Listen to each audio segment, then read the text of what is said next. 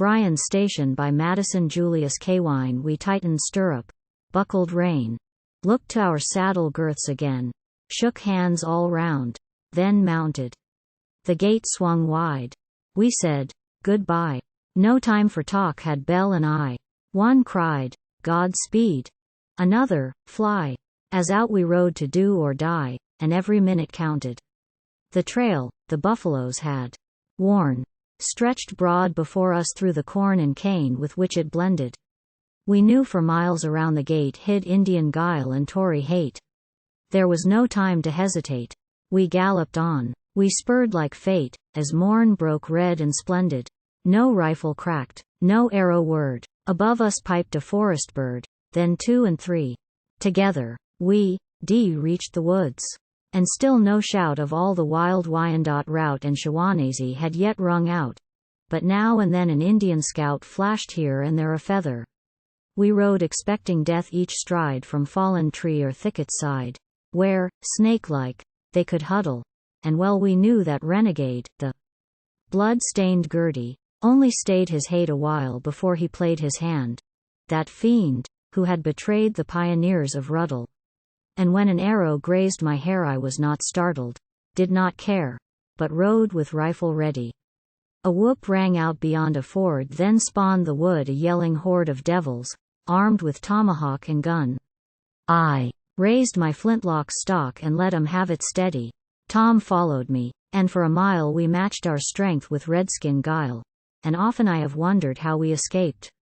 I lost my gun, and Tom, whose girth had come undone, rode saddleless. The summer sun was high when into Lexington, with flying manes we thundered. Too late, for Todd at break of day had left for Hoy's, decoyed, they say, by some reported story of new disaster.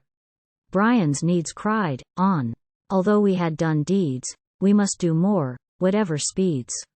We had no time to rest our steeds, whose panting flanks were gory. Again the trail. Rough.